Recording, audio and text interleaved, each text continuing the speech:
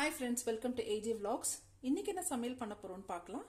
இன்றைக்கி நான் இந்த பெரிய கத்திரிக்காய் எடுத்திருக்கேன். இந்த பெரிய கத்திரிக்காயை நம்ம கட் பண்ணி ஃப்ரை பண்ண போகிறோம். இது எப்படி ஃப்ரை பண்ணுறோன்னு பார்க்கலாம். ஃபஸ்ட்டு நம்ம இது மேரினேட் பண்ணி வைக்கணும். எப்படி மேரினேட் பண்ணுறது, என்னென்ன இன்க்ரீடியன்ட்ஸ் போடுறேன்னு காமிக்கிறேன் வாங்க. இப்போ நம்ம பிரிஞ்சால நல்லா ரவுண்டாக கட் பண்ணியிருக்கோம். இப்போ இதை வந்து மேரினேட் பண்ணி வைக்கலாம். இப்போ கத்திரிக்காய் மேரினேஷனுக்காக நான் சில்லி பவுடர் எடுத்திருக்கேன், மிளகாத்தூள்,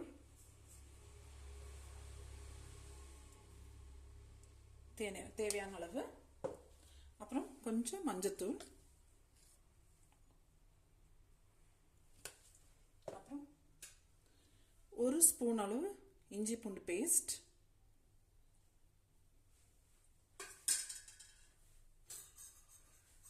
கொஞ்சம் எண்ணெய் விட்டுக்கலாம்,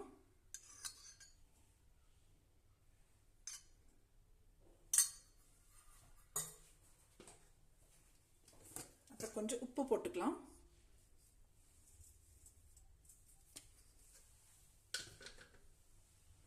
அப்புறம் கொஞ்சம் நம்ம லெமன் விட்டுக்கலாம்.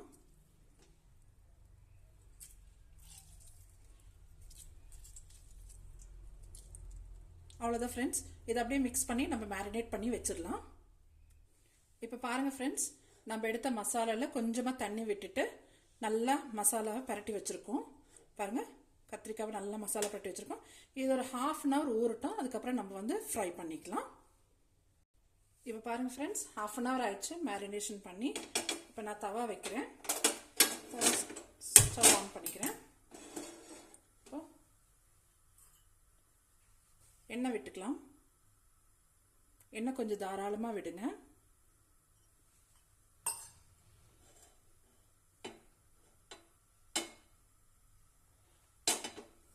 எண்ணெய் விட்டுட்டு எண்ணெய் லைட்டாக சூடாகட்டும். சூடானதுமே நம்ம இது வச்சிடலாம். பாருங்க,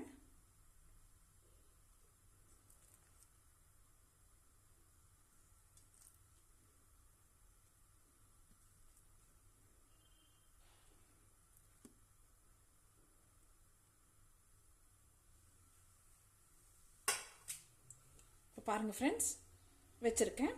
இது வந்து நம்ம வந்து லோ ஃப்ளேமில் குக் பண்ணி எடுக்கணும். ஃபஸ்ட்டு கொஞ்சம் ஹை ஃப்ளேமில் எண்ணெயும் இது சூடாகட்டும். அதுக்கப்புறம் நம்ம லோ ஃப்ளேம் பண்ணிக்கலாம். லோ ஃப்ளேம் பண்ணிவிட்டு குக் பண்ண ஸ்டார்ட் பண்ணிடலாம்.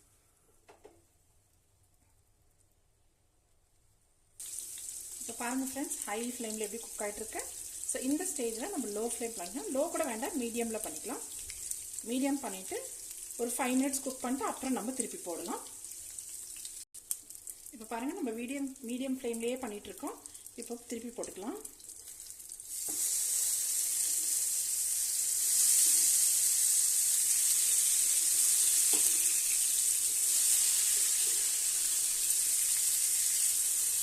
பாருங்க, ஹை ஃப்ளேமில் குக் பண்ணக்கூடாது.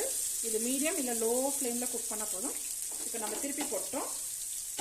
மறுபடியும் ஒரு 5 மினிட்ஸ் லோ ஃப்ளேமில் குக் பண்ணிக்கலாம். இப்போ பாருங்கள் ஃப்ரெண்ட்ஸ், லோ ஃப்ளேமில் 5 மினிட்ஸ் குக் பண்ணியிருக்கோம். மறுபடியும் திருப்பி போட்டுக்கலாம்.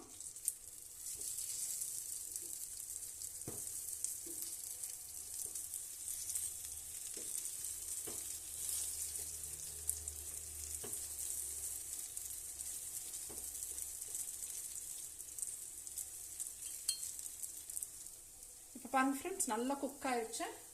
இங்கே பாருங்கள், சீக்கிரமாக குக் ஆகிடும். இங்கே பார்த்தீங்களா, அதே மாதிரி அதோட ஸ்கின் பாருங்கள், நல்ல தோல் நல்லா சுருங்கி இருக்கு.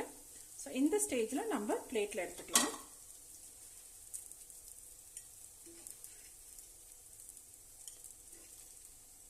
பாருங்க,